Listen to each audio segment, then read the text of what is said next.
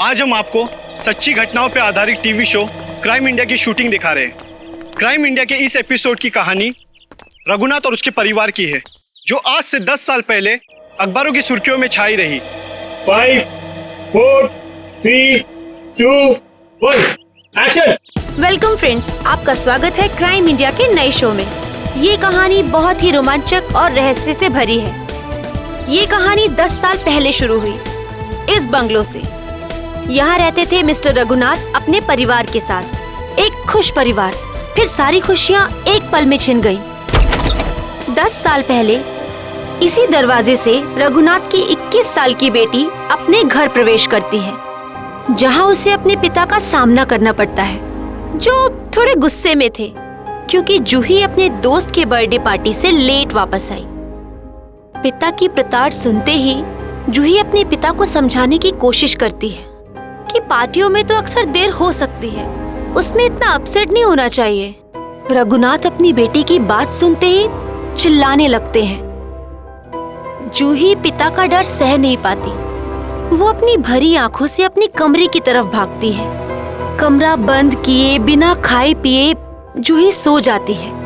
इसका हम नाट्य रूपांतरण करते हैं। मम्मा, पापा, मम्मा,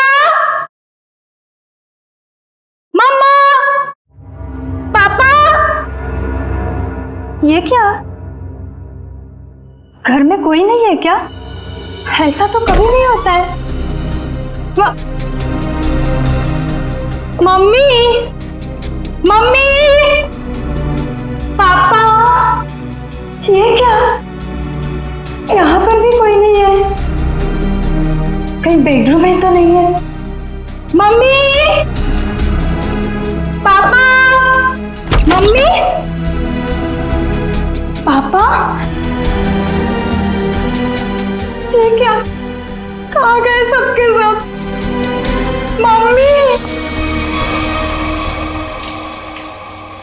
मम्मी, आप यहाँ पर हो? मैं कितनी परेशान हो गई थी पता है? मम्मी, मम्मी,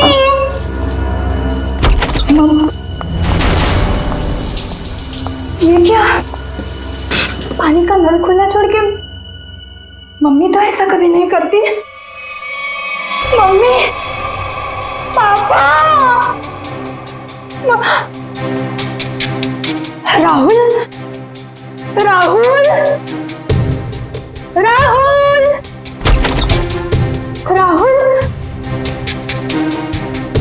अरे राहुल को स्कूल छोड़ने गई होगी मम्मी।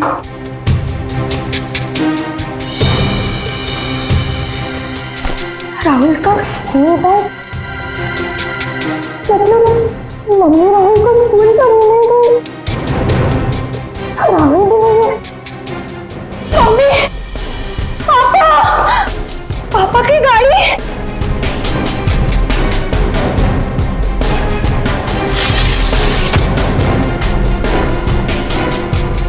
पापा की गाड़ी तो यही है।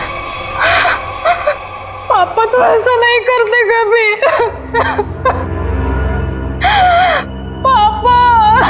उस दिन से आज तक जूही को अपने माता पिता और भाई के बारे में कोई खबर नहीं मिली। कहाँ खो गए वो तीनों? लेकिन जूही अपनी आखिरी याद अब तक नहीं भूल पाई है। अपनी मम्मी की पिंक साड़ी और पापा के स्टाइलिश हैट को, जो उन्होंने आखिरी दिन में पहना था, वो आज तक नहीं भूल पाई है। Just stop this nonsense. आप लोग किसी को चैन से जीने देंगे या नहीं? प्लीज मैम, आप प्लीज रुकिए। Shut up. और आप मेरे घर आए कैसे? परमिशन लिए ma'am. To hell with your permission.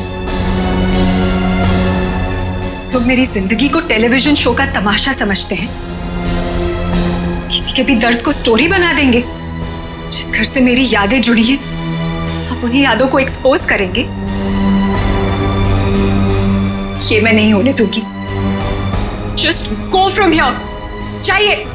Trust me ma'am, हम ऐसा वैसा कुछ नहीं दिखा रहे हैं, बल्कि ये तो आपके लिए अच्छा ही है कि हो सकता है कि शो के बाद आपको नए फोन कॉल्स आए कि आपके मिसिंग पेरेंट्स मिल गए हैं। प्लीज मुझे और लालच मत दो।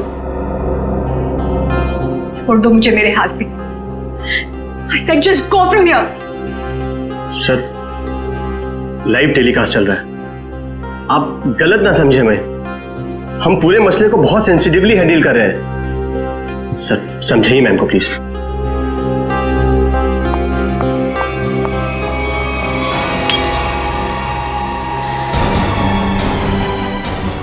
समझाइए ना, क्या करिए? तुम लोग जाते हो यहाँ से या मैं अपनी जान लूं?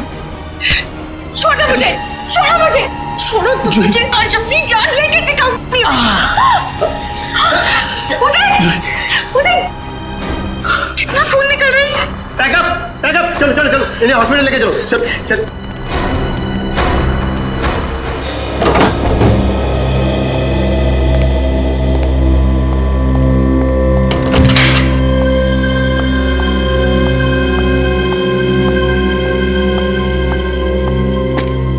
तुम बैठो, मैं तुम्हारे लिए हल्दी वाला दूध लाती हूँ, थोड़ा आराम मिलेगा। छोड़ो आराम आराम, इतनी फिक्र करती हो तो अपने गुस्से को कंट्रोल में रखना सीखो। मरने मारने पर उतर आई उस वक्त। तो फिर क्या करती?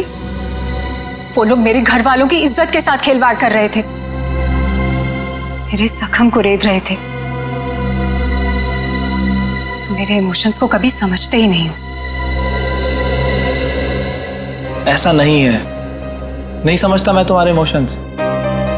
जूही, मैंने ही कहा था, बहुत हिम्मत वाली लड़की हो। जिस तरह से तुमने इस दुख को समेटा और जिंदगी को फिर राह पर ले आई, कोई और होता कब का टूट जाता। तुम जैसा हमसफर बहुत नसीब से मिलता है। और तुम जैसा हस्बैंड भी हर लड़की को नहीं मिलता। इसी बात पर दूध नहीं, ग्रीन टी हो जाए। ठीक है, बैठो, मैं अभी लाती हूँ।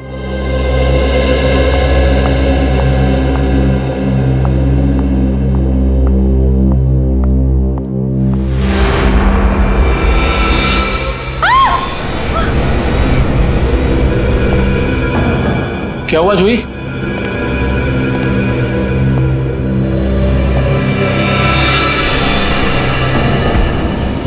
आपको क्यों लगता है कि ये हैट आपके पापा का है? कोई निशानी, कोई पहचान? ये उनका फेवरेट हैट था। मैंने बचपन से उन्हें यही हैट पहनते देखा था। देखिए जूही जी, प्लीज बुरा मत मानिएगा, लेकिन इससे ये प्रूव नहीं होता कि ये हैट आपके पापा का है। कोई खास दूसरी पहचान, कुछ भी? उदय, इन्हें पापा के वो सारे फोटोज दिखाओ जिनमें उन्होंने यही हैट पहना था।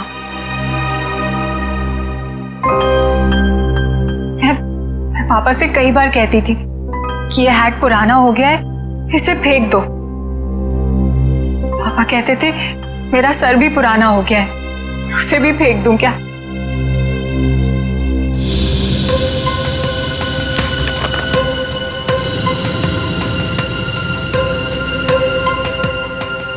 जूही जी, इसे देख के तो ये जाहिर नहीं होता कि ये हैट यही वाला है। हाँ, ये जरूर पता लगता है कि ये हैट भी इस जैसा ही है। आपको क्या लगता है मैं आपसे झूठ बोल रही हूँ? एक काम कर, जरा आप घर के खिड़की दरवाजे चेक कर। जी सर। जूही जी, आप जो कह रही हैं वो तो हम मान लेते हैं, लेकिन ये हैट यहाँ पे आया कैसे? अपने आप तो नहीं आया। जी सर, किसी ने तो इसे यहाँ रखा ही है। आपको किसी पे शक? नहीं सर, पीछे के सारे दरवाजे और खिड़कियां अंदर से बंद है सर। इसका मतलब जो भी अंदर आया उसके पास मेन डोर की चाबी थी। जूही जी, आपने अपने घर की चाबी किसी और को भी दी है क्या? नहीं तो। हाँ, मुझे याद आया। एक्चुअली कुछ दिन पहले शॉपिंग आर्केड में मेरा पर्स चोरी हो गया था और घर की चाबियां भी उसी में थी। बड़ी लंबी प्लानिंग की गई है, लेकिन 10 साल बाद ये हैट यहाँ रखने का क्या मतलब हो सकता है? पूरा का पूरा परिवार गायब होता और किसी को भी पता नहीं चलता। ऐसे कैसे कोई गायब हो सकता है? सर, पुलिस रिपोर्ट में लिखा है कि ना किसी ने चीखने चिल्लाने की आवाज सुनी, ना ही कोई गोली चलने की आवाज सुनी। सर, जब ये हुआ तब जूही अपने ऊपर वाले बेडरूम में सो रही थी और बाकी के परिवार के लोग नीचे थे, तो अगर शोर शराबा होता तो जूही को जरूर सुनाई देता। एग्जैक्टली। अच्छा, इस वॉचमैन का क्या कहना है? सर उसने बताया कि उसने ना किसी ऐसे आदमी को और ना ही ऐसी किसी गाड़ी को बाहर जाते हुए देखा। सर यहाँ तक कि उसने रघुनाथ जी की फैमिली को भी उस घर से बाहर जाते हुए नहीं देखा। सर रिपोर्ट में ये भी लिखा है कि घर में जबरदस्ती अंदर आने का कोई निशान भी नहीं मिला था। सर एक बात समझ में नहीं आ रहा, जब घर के सारे लोग गायब हैं तो ये जूही कैसे बच गई? वही तो, जूही को क्यों छोड़ा है? सर हो सकता है उसे जानबूझकर किडनैप नहीं किया गया, ये भी कोई साजिश हो। अच्छा, उस हैट पर से कोई उंगलियों के निशान मिले? हाँ सर, उस हैट पे 5 लोगों की उंगलियों के निशान मिले हैं। 2 तो जूही और उसके हस्बैंड के हैं, बाकी के मैच नहीं हुए हैं। जूही और उसके पति की उंगलियों के निशान, हो सकता है 10 साल बाद जब अपने पिता की हैट देखी तो दोनों ने उठाई होगी। सर अखबार की एक कटिंग में लिखा था कि रघुनाथ जी के एक भाई हैं, हिमांशु, जिनसे उनकी ज्यादा बनती नहीं थी। दोनों भाइयों में प्रॉपर्टी को लेकर कोई झगड़ा चल रहा था। और बाद में हिमांशु ने जूही से कुछ पुराने इन्वेस्टमेंट्स लौटाने के लिए कहा था सर। इस हिमांशु के बारे में पता लगाना पड़ेगा। सर एक और बात पता चली है। क्या? सर जब हम इस केस के फाइल्स लेने गए तो वहां से पता चला कि ये फाइल्स इंस्पेक्टर विजय भी 2-3 दिन पहले लेकर गए थे। इंस्पेक्टर विजय? दया, इंस्पेक्टर विजय तो रिटायर हो चुका है और फिर भी उसे इस केस में दिलचस्पी क्यों? रिटायरमेंट के बाद में तो केस छोड़ देना पड़ता है। नहीं नहीं नहीं नहीं, ये नहीं हो सकता। या तो रघुनाथ जी का केस सॉल्व होगा या तो रिटायर्ड इंस्पेक्टर विजय डिसॉल्व होगा। ये मेरी भी जिद है। और रंजीत, मैं बहुत नजदीक पहुंच गया हूं, किसी भी दिन कमिश्नर के पास पहुंच सकता हूं। सर्विस के दौरान 99 केस और रिटायरमेंट के बाद ये पहला केस, यानी हो गए पूरे 100। रंजीत, मैं बाद में फोन करता हूं, मैं देख के आता हूं क्या गिरा है।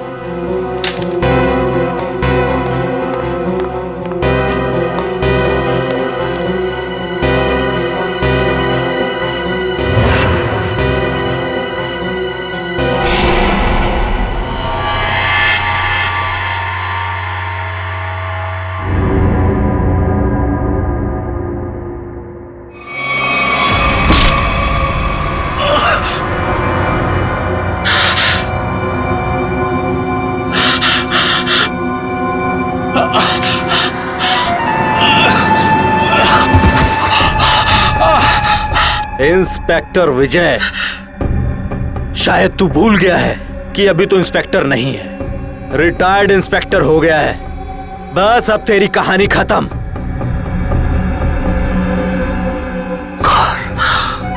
कौन हो तुम? बहुत ठोका था ना मुझे, अभी तक मेरी हड्डियां बोलती हैं। बस अब बस, चार्जशीट भूल जा, फाइल भूल जा। क्यों दबे हुए केस को हवा दे रहा है? बंद कर दे वो केस, बंद कर दे।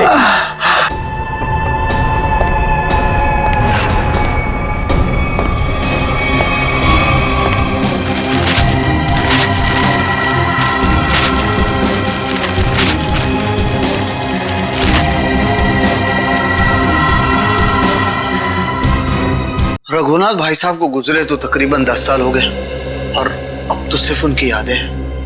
हम जानते हैं जो भी हुआ, लेकिन उनके केस के बारे में कुछ नई बातें सामने आई हैं, तो सोचा क्यों ना आपसे ही पूछ लें। नई बातें आप लोगों को पता चली है और आप पूछना मुझसे चाहते हैं? आप कुछ टेंशन में लग रहे हैं। मैं टेंशन में नहीं तो, दरअसल भाई साहब को गुजरे इतने साल हो गए और आज आप लोग आए भाई साहब के बारे में इंक्वायरी करने के लिए। चलिए उनके बारे में नहीं तो आप ही के बारे में बात कर लेते हैं।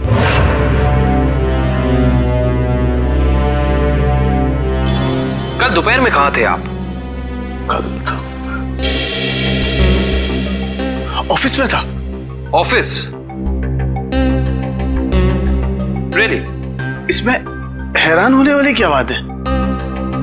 आप कल 12 से 3 बजे तक ऑफिस में ही थे? एक्चुअली मैं लंच आवर्स में घर आता हूँ 2-3 घंटा रेस्ट करने के लिए। आपके घर का एड्रेस 54 गुलमोहर रोड है ना? जी नहीं। लेकिन आपकी कार कल उस वक्त उसी बंगले के सामने खड़ी थी। उफ, मेरी याददाश्त। दरअसल मैं सठियाने लगा हूं। मैं कल रुक गया था एक दोस्त के यहाँ, वो भी वहीं गुलमोहर में ही रहते हैं। मिस्टर हिमांशु जी, झूठ बोल रहे हैं आप। वहां पे आपका कोई दोस्त नहीं, बल्कि आपकी भतीजी जूही रहती है, समझे आप? इसलिए झूठ बोल के कोई फायदा नहीं है। हम जानते हैं कि आप जूही से मिलने गए थे उसके घर। हाँ, मुझे उससे कुछ काम था। काम था इन्हें? हाँ, फिर आप उससे मिले क्यों नहीं? बल्कि आप तो छिपते छिपाते उसके घर गए, उसके किचन के प्लेटफॉर्म पे उसके पिता रघुनाथ जी की हैट रखी और बड़े आराम से वहां से निकल गए। क्यों? हैट?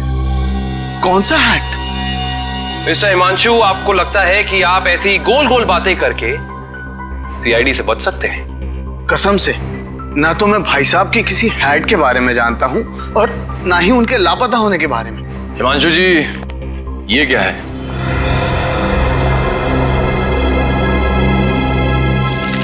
बॉन्ड्स है, मेरे ही है। यही चुराने गया था मैं वहां। बॉन्ड्स? हिमांशु जी, आप अपने ही बॉन्ड्स चुराने गए थे? मिस्टर हिमांशु, आप क्या बचपन से ही ऐसी बेफिजूल की पहेलियां बुझाते रहते हैं? पहली नहीं, सच कह रहा हूं। मैंने और भाई साहब ने मिलकर इन्वेस्ट किया था इनमें, लाखों के है। भाई साहब लापता हो गया और जूही कब्जा करके बैठ गई, दे ही नहीं रही थी। क्या करता, अपनी ही चीज चुरानी पड़ी। हिमांशु जी, चलिए मान लिया एक पल के लिए कि आप सच बोल रहे हैं, लेकिन मैं सच ही कह रहा हूं, लेकिन एक बात आप लोगों को बोलना भूल गया।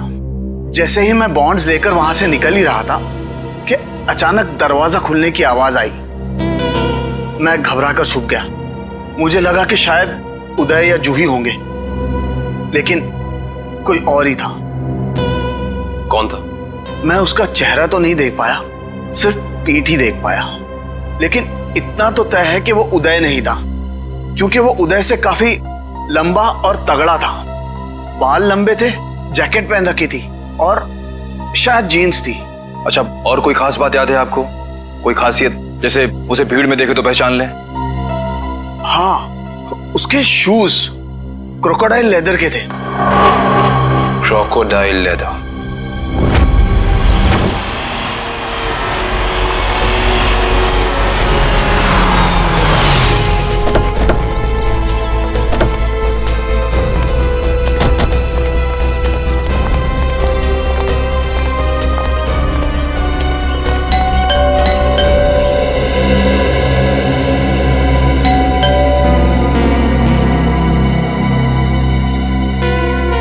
विजय, विजय, विजय सर।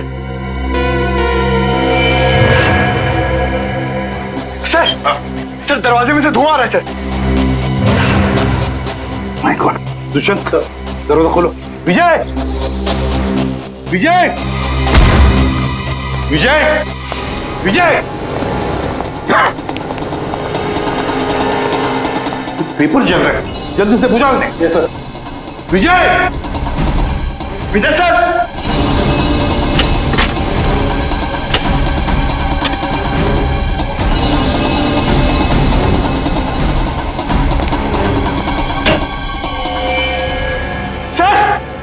सर जल्दी आइए।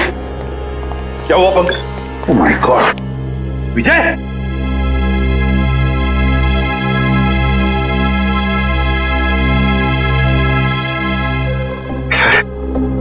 सर ये मर चुके हैं। सिर पर वार किया है, गोली भी चली है सीने में। सर, दो गोलियां लगी हैं। My God.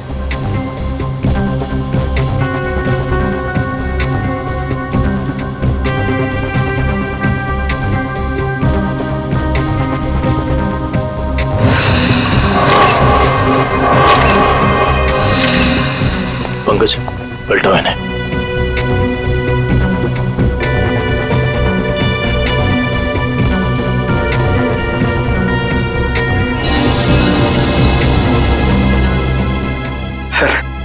सर ये कैसे हो सकता है सर?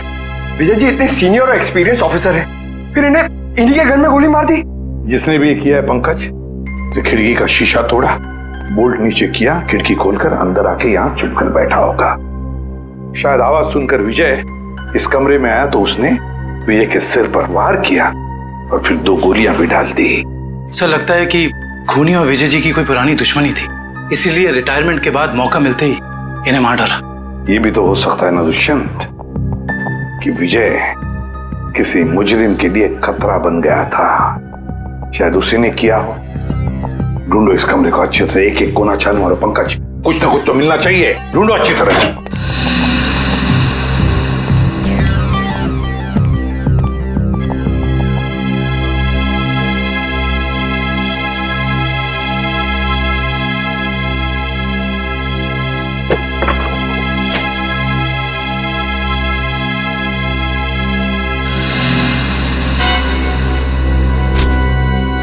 सर हाँ ये देखिए, रघुनाथ जी की केस फाइल, लेकिन इसमें कोई पेपर नहीं है सर। बाकी सब केस फाइल के पेपर्स हैं। ये देखिए सर, सब में पेपर्स हैं सिवाय इसके। तो भी दुष्यंत, इसका एक ही मतलब है, इसके अंदर जो पेपर्स है वो वहां चलाए जा रहे थे। कोई नहीं चाहता था कि रघुनाथ के केस के बारे में हमें कुछ पता चले। सर हाँ सर, विजय जी का मोबाइल मिला और आखिरी कॉल उन्होंने किसी अनुज को किया था। तो फोन करो इस अनुज को।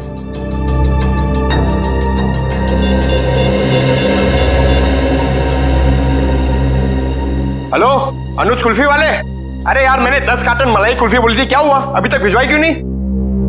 क्या कुल्फी वाले नहीं हो? तो फिर कौन हो तुम? मॉडल? मॉडल है? मॉडल अनुज?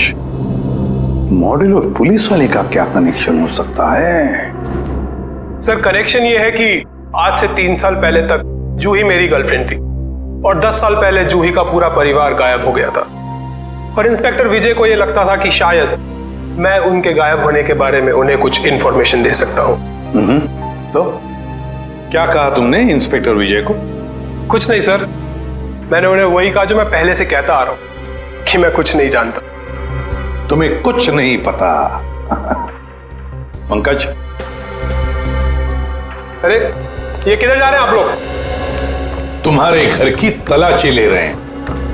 अच्छा अनुज ये बताओ कि जूही के घर से उसके पिता की हैट मिली है, इतने दिनों बाद वो हैट वहां कैसे आई?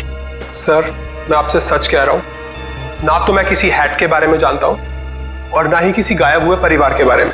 अनुज, तुम्हारे और जूही के परिवार एक दूसरे को अच्छी तरह से जानते थे और फिर भी तुम कह रहे हो कि तुम्हें कुछ नहीं मालूम है?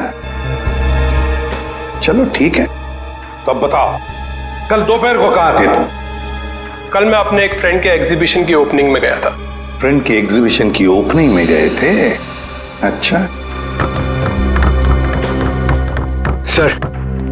सर इसके घर में तो कुछ नहीं मिला और वो जूते भी नहीं जिसके बारे में हिमांशु ने हमें बताया था।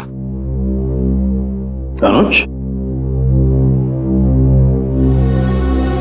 तुम होशियार बनने की बहुत कोशिश करते हो मगर हो नहीं। फिर से मुलाकात होगी।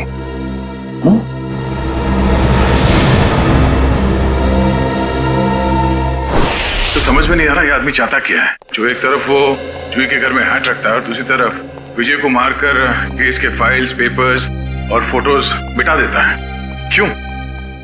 लगता है उसे पता चल गया था कि विजय जल्दी अपराधी को पकड़ने वाला है, लेकिन एक बात समझ में नहीं आ रही है कि उसने रघुनाथ की हैट जूही के घर में क्यों रखी? क्या सोच रहा है वो? कोई ना कोई चाल तो जरूर है दया, इसके पीछे कोई ना कोई चाल तो है। ये केस कुछ ज्यादा ही उलझा हुआ है सर। इसे विजय के काम करने के तरीके को मैं अच्छी तरह से जानता हूं। वो सारे के सारे अंडे एक ही टोकरी में कभी नहीं रखता। इन्वेस्टिगेशन की अलग अलग कड़ियां वो अलग अलग जगह पर रखता था। सर विजय के सारे रिलेटिव्स से पता किया, किसी को भी मालूम नहीं है कि वो कर क्या रहा है। उसके मोबाइल से कुछ पता चला? नहीं सर, कुछ पता नहीं चला। वे देखना पड़ेगा मौत के कुछ दिन पहले विजय कहां कहां गया था, किस किस से मिला था। सर इंस्पेक्टर विजय के घर पे हमें जो जले हुए कागज के टुकड़े मिले थे उनमें से ये टुकड़ा आधा जला हुआ है और इस पर नवदीप गराज लिखा हुआ है। नवदीप गराज? दया, विजय ने ये नाम ऐसे नहीं लिखा है। जरूर इस गराज का इस रघुनाथ के केस से गहरा संबंध है। जरूर कोई ना कोई गहरा संबंध है।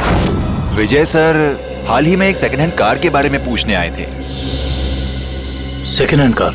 जी हाँ, एक व्हाइट कलर की सेडान कार बेची थी 10 साल पहले। विजय सर उसी के बारे में पूछने आए थे। उस गाड़ी के कोई रिकॉर्ड या पेपर्स होंगे आपके पास?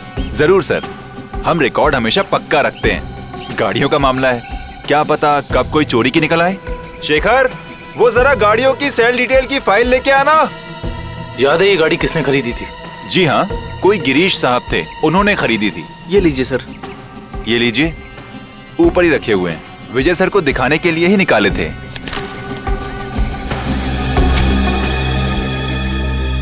ये देखो, ये कार 14 अप्रैल 2004 को बेची गई थी। रघुनाथ जी के गायब होने के ठीक 2 दिन पहले सर? राइट। इसका मतलब है कि इस कार को रघुनाथ जी फैमिली के गायब होने के बीच कोई ना कोई ताल्लुक जरूर है। मतलब सर, विजय जी ने गाड़ी तक पहुंचने का जो रास्ता चुना है वो जरूर रघुनाथ जी तक जाता होगा। एक काम करते हैं, पहले तो आरटीओ से ये पता करते हैं कि ऐसी किसी कार का रजिस्ट्रेशन हुआ था या नहीं, और विजय जी के मोबाइल पोजीशनिंग रिकॉर्ड से ये पता करते हैं कि पिछले दिनों वो कहाँ गया था। हो सकता है इस केस को सॉल्व करने में हमें कोई मदद मिल जाए। सर, ये लैटिट्यूड 345 नॉर्थ और 213 ईस्ट है। सर, एग्जैक्ट वही लोकेशन है जो विजय जी के मोबाइल फोन में स्टोर है। सर, विजय जी इस जंगल में यहाँ आए थे, लेकिन उन्हें यहाँ मिल के सकता था। करण, वो जरूर इस केस से जुड़े हुए कुछ सबूत ढूंढने के लिए यहाँ आया। ये भी तो हो सकता है कि वो उस सफेद गाड़ी के पीछे आया हो। लेकिन सर, ये जंगल बहुत दूर तक फैला हुआ है, कई किलोमीटर तक। ऐसे में इस जंगल की कॉम्बिंग कर पाना थोड़ा मुश्किल होगा सर। हाँ, मुश्किल हो सकता है, मगर नामुमकिन भी तो नहीं। दिव्या, ये कितना एरिया छान मारा था उसने? सर, यहाँ से 200 मीटर के घेरे में। 200 मीटर? बस फिर फैल जाओ चारों तरफ।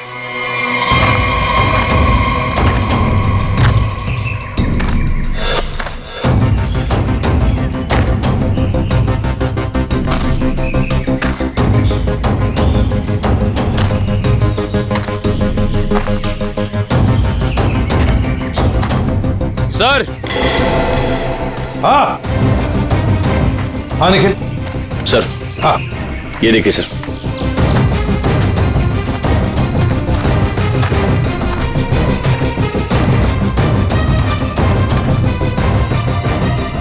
MS01 Y 5371। सर, ये तो वही सफेद कार है जो उस गैरेज से बेची गई थी।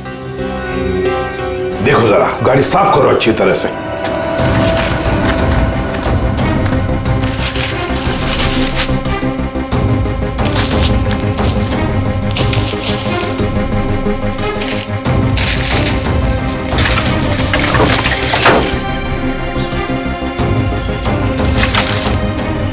साफ करो, अच्छी तरह से साफ करो।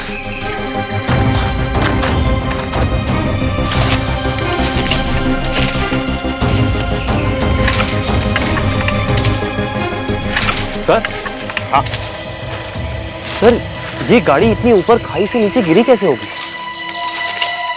एक्सीडेंट हुआ होगा। मगर सर, अगर जूही का परिवार इस गाड़ी में था तो इस गाड़ी में कुछ तो होना चाहिए, कंकाल वगैरह। पूरी गाड़ी खाली है सर। सर, 10 साल हो गए, कीड़े सब खा गए होंगे अंदर। हाँ, मगर केविन कुछ तो मिलता, कुछ तो मिलता है ना। एक काम करो, एक गाड़ी के अंदर जितनी भी धूल मिट्टी है सब इकट्ठा करो। करण, जाकर वैक्यूम क्लीनर लेके आओ।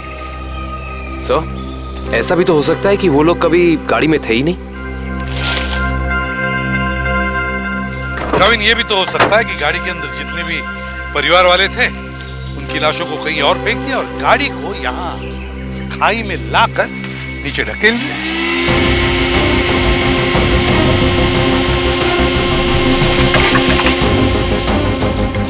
सर। हाँ। ये देखिए सर, लॉकेट। सर ये तो जूही की माँ का लॉकेट है। बिल्कुल ऐसा ही लॉकेट मैंने उन्हें एक फोटो में पहने हुए देखा है। जूही की माँ का लॉकेट? जी। फिर इसका एक ही मतलब हो सकता है कि जूही के परिवार वालों को इसी गाड़ी में लाया गया और फिर उनकी लाशों को कहीं और ठिकाने लगा दिया और गाड़ी को यहाँ इस खाई में लाके ढकेल दिया ताकि कोई सबूत न रहे। ना रहेगा बांस, ना बजेगी बांसुरी। जी साळुंखे साहब, कुछ पता चला? अरे यार अभिजीत, ये बात गलत है यार। आते ही धन्य से सवाल कर देते हो। मैं यार आए हो, हाल चाल पूछो, अपने बताओ। मतलब हालचाल? अरे हालचाल पूछने वाला था सर। कैसी है तारिका जी? अरे भाई साहब, मैं अपने बारे में बात कर रहा हूँ भाई। मेरे भी तो हालचाल पूछ सकते हो ना यार। आपके? हाँ क्यों? हाँ क्यों नहीं, क्यों नहीं। आपके हालचाल कैसे हैं आप? हाँ मैं अच्छा हूँ, ये हुई ना बात। अब आओ पूछो। अरे आए हो, हाल चाल पूछो, हाय हेलो करो, काम तो होता ही रहता है, बताएंगे ही ना। अब बताओ क्या पूछ रहे थे तुम? ये जो धूल मिट्टी मिली थी कार में से, हाँ, इसमें से आपको कुछ मिला? हाँ अभिजीत, इस मिट्टी में से हमें एक नाखून का टुकड़ा मिला और कुछ बाल मिले। उनमें से एक बाल किसी 40 साल की महिला का है और ये नाखून का टुकड़ा किसी 10-12 साल के बच्चे का है और इन दोनों का रिकॉर्ड नहीं है हमारे पास। जरूर ये जूही की माँ और उसके भाई का होगा। और बाकी बाल के टुकड़ों का अभी भी टेस्ट चल रहा है, रिपोर्ट लेने गई है श्रेया। सर पता चला है कि रघुनाथ जी की फैमिली के गायब होने के कुछ दिन पहले ही उन्होंने अपने खास एम्प्लॉई मुकेश को नौकरी से निकाल दिया था। मुकेश? कहीं सबके पीछे इस मुकेश का हाथ तो नहीं? सर, जो बाल के टुकड़े टेस्ट के लिए गए थे उनमें से एक बाल का डीएनए मैच हो गया है। किसका? भानु नाम है उसका, अंडरवर्ल्ड का कॉन्ट्रैक्ट किलर है, सुपारी लेके मर्डर्स करता है और कई मर्डर केसेस भी चल रहे हैं उस पर। भानु?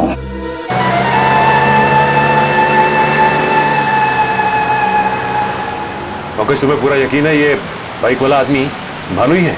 हाँ सर, सिग्नल तो यही बता रहा है। हाँ।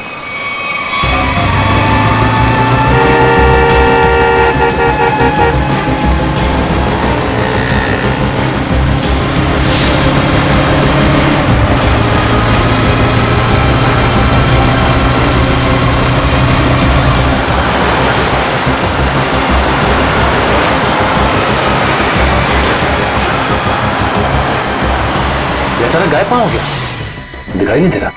ओह माय गॉड! सर गोली चली यहां से। सर गोली चली यहां से।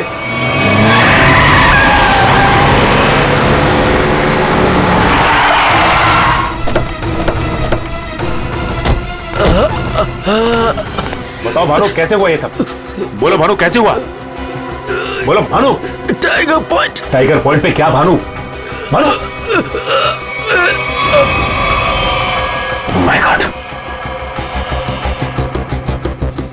ये तो मर चुका है।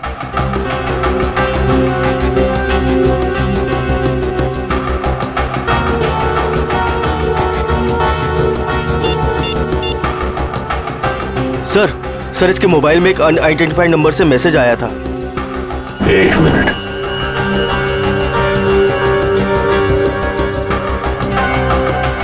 मैसेज? एक काम करो, पता लगाओ कि ये नंबर है किसका। रघुनाथ जी की कंपनी में 20 साल पूरे काम किया हूं मैं। फ्लोर मैनेजर था, प्रोडक्शन, लेबर सब मैं ही संभालता था। तो तुम्हें नौकरी से क्यों निकाल दिया मुकेश? जी सच तो ये है कि दोनों पार्टनर्स में यानी कि कुमार साहब और रघुनाथ जी के रिश्तों में दरार आ गई थी। दरार? इस दरार की वजह क्या थी? जी वो कुमार साहब को लगा कि रघुनाथ जी उनके साथ कुछ धोखा कर रहे हैं चोरी छिपे कुछ डीलिंग्स भी कर लेते हैं और इसलिए कुमार ने तुम्हें रघुनाथ पर नजर रखने के लिए कहा। जी हाँ, मैं रघुनाथ जी की हर खबर कुमार साहब को देता था। वो किससे मिलते हैं, क्या डील करते हैं, क्या लेन देन है, सब। और जब रघुनाथ ने तुम्हें पकड़ लिया ये सब करते हुए तो उन्होंने तुम्हें काम से निकाल दिया। जी हाँ, और उसके ठीक 1 साल बाद में कुमार जी और रघुनाथ जी ने अपनी पार्टनरशिप खत्म कर दी। जी हाँ, ये तो होना ही था। अच्छा, वैसे इंस्पेक्टर विजय क्या जानना चाहते थे तुमसे? जी वो कुमार साहब के एक्सीडेंट के बारे में पूछने आए थे, जिनमें उनकी बच्ची और बीवी भी चली गई थी। और इंस्पेक्टर विजय को ऐसा लगता था कि ये एक्सीडेंट नहीं बल्कि एक मर्डर है। और जब पार्टनरशिप रही नहीं तो मर्डर की भी बात नहीं आती? जी, दोनों पार्टनर अलग भी इस तरह हुए जैसे रजामंदी नहीं थी। और फिर दोनों एक ही बिजनेस में कंपटीशन करने लगे, और वो भी इस तरह की जैसे एक दूसरे को बर्बाद कर देंगे। और हाँ, कुमार साहब की मौत के बाद सबसे ज्यादा तरक्की और फायदा रघुनाथ सेठ को हुआ। कुमार की मौत का सबसे ज्यादा फायदा हुआ रघुनाथ को। सबसे ज्यादा फायदा। इस कुमार फैमिली के एक्सीडेंट के सारे डिटेल्स निकालो, देखे तो सही कि क्या ये वाकई एक्सीडेंट था या फिर। सर, आपको क्या लगता है कुमार की फैमिली की मौत के पीछे क्या रघुनाथ का हाथ था? कविन, रघुनाथ को बिजनेस में कुमार से फायदा हुआ, इसका मतलब ये नहीं कि रघुनाथ ने कुमार को मारा होगा। Okay, thank you so much. लेकिन क्या पता चला एक्सीडेंट के बारे में? सर, मिस्टर कुमार हर रोज की तरह ऑफिस से घर पहुंचे। घर से वो लोग एक रिसोर्ट के लिए निकले। उनकी पत्नी ने एक सरप्राइज वेकेशन प्लान किया था, क्योंकि अगले दिन मिस्टर कुमार का बर्थडे था। वो लोग उसी रिसोर्ट में बर्थडे सेलिब्रेट करने वाले थे। जब ये जा रहे थे, इनका बच्चा भी इनके साथ में था, और उसी दौरान ये एक्सीडेंट हुआ। किस्मत भी अजीब खेल खेलती है, जहाँ एक पल खुशियाँ थीं, अगले ही पल मातम छा गया। सर, लेकिन ये एक्सीडेंट हुआ कैसे होगा? गाड़ी का अचानक ब्रेक फेल हो गया। मिस्टर कुमार की गाड़ी की स्पीड बहुत तेज थी, वो गाड़ी को काबू में नहीं कर पाए और गाड़ी लुढ़कते लुढ़कते खाई में जा गिरी। कार के ब्रेक्स अचानक फेल हो गए। अचानक, बड़ी अजीब बात है। सर, गाड़ी बिल्कुल नहीं थी। मिस्टर कुमार ने एक हफ्ते पहले वो गाड़ी खरीदी थी, तो ब्रेक फेल होने का सवाल ही पैदा नहीं होता। सर, वही तो। सर, ऐसा भी तो हो सकता है कि कुमार की ही फैमिली के किसी मेंबर ने रघुनाथ की फैमिली से बदला लेने के लिए ये सब किया हो। कुमार परिवार की मौत के 20 साल बाद कौन बदला लेना चाहता है? जहां पर एक्सीडेंट हुआ वहां पर मिस्टर एंड मिसेस कुमार की लाश मिली थी, बच्चे की लाश नहीं मिली है ना? एक मिनट। क्या हुआ सर? गाड़ी घुमा लो। काविन, पता चल गया ये खूनी कौन है।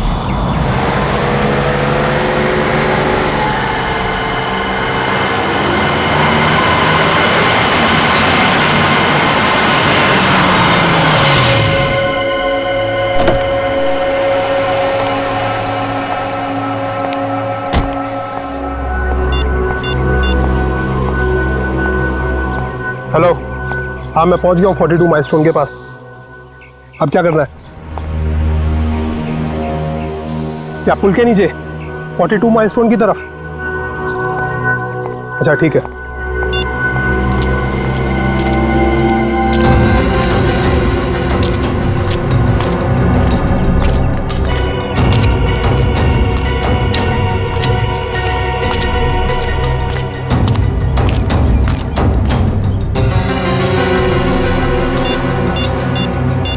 हेलो, हाँ आप किधर आना है? ये लेफ्ट राइट क्या लगा रखा है? पागल समझ रखा है क्या?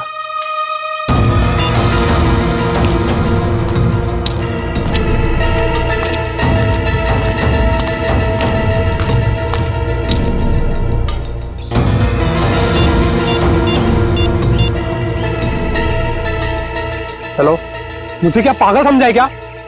कब से इधर उधर घुमा रही है? चुपचाप सामने आ जा, नहीं तो मैं वापस चला जाऊंगा। इधर मेरा मुंह खुला और तुम जेल के अंदर, इसलिए जल्दी से सामने आ और मुझे मेरा रोकड़ा दे ताकि मैं जाऊं यहां से। मैं जा रहा हूं। घबराओ मत अनुज, तुम्हारा पैसा पेड़ के पीछे रखा है।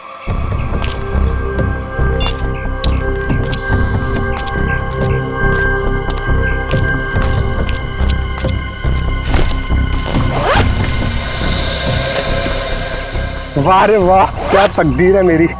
तो जैसे सोने के अंडा देने वाली 2-3 और मुर्गियां मिल जाए तो लाइफ सेट। कहाँ तुम? तुम मेरी चिंता मत करो अनुज, वादे के मुताबिक ये तुम्हारी आखिरी पेमेंट है।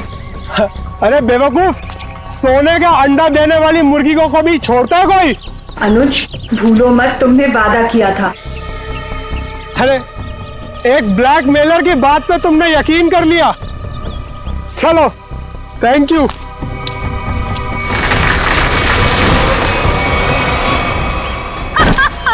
ये क्या कर रहे हो जोई तुम?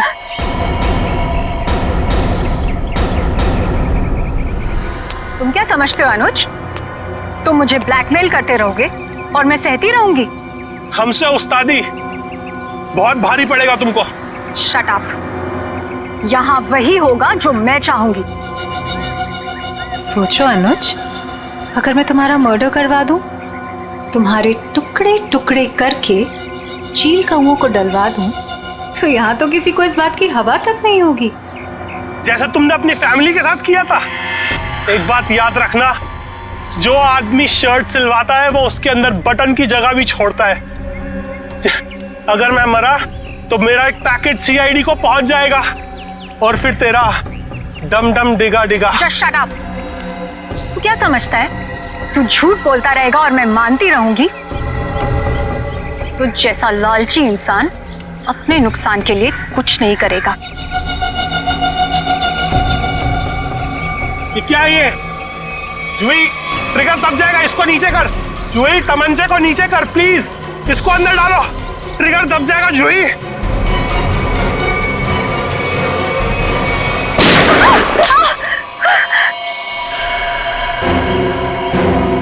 सीपी सर आप तो आखिर आपको पता चल ही गया। खिलौना तुम्हारे हाथों में अच्छा नहीं लगता। अपने लोगों को कह दो चुपचाप हमारे हवाले हो जाए। देख क्या रहे हो? भून दो एसीपी को।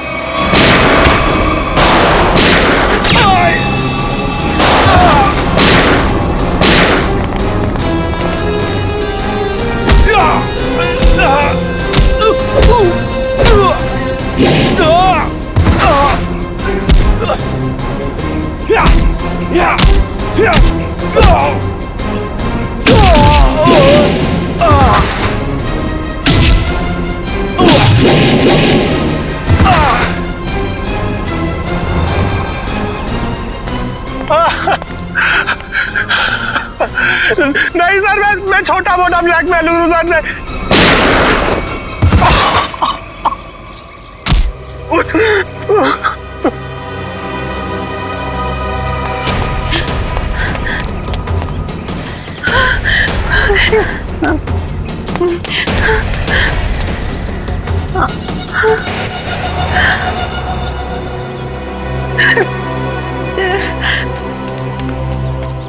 देखो इस प्यारी बिटिया को जिसने अपने माता पिता का खून कर दिया।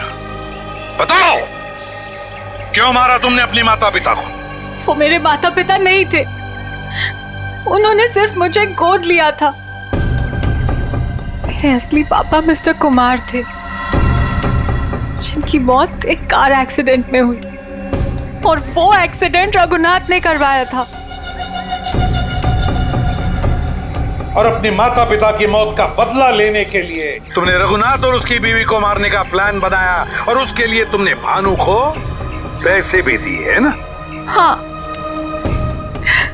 और भानु ने उस काम को पूरा अंजाम दिया। उसके बाद तुमने भानु के हाथों विजय जी को मरवा दिया, और फिर भानु को भी अपने रास्ते से हटा दिया। हाँ, क्योंकि मैं अपने खिलाफ कोई सबूत नहीं छोड़ना चाहती थी। तो सारे इल्जाम अनुज पर आ जाए, है ना? और अनुज, तुम जूही के घर पे रघुनाथ जी की हैट रख के तुमने एक बंद केस को खोल दिया। चोर चोर मौसेरे भाई, वाह रे वाह। लेकिन एक बात याद रखना, मुजरिम चाहे कितना भी चालाक हो, उसका आखिरी ठिकाना तो जेल की चार दीवारी में भी होता है। अब जेल की सलाखों के पीछे सड़ते बैठना फांसी का ऑर्डर आने तक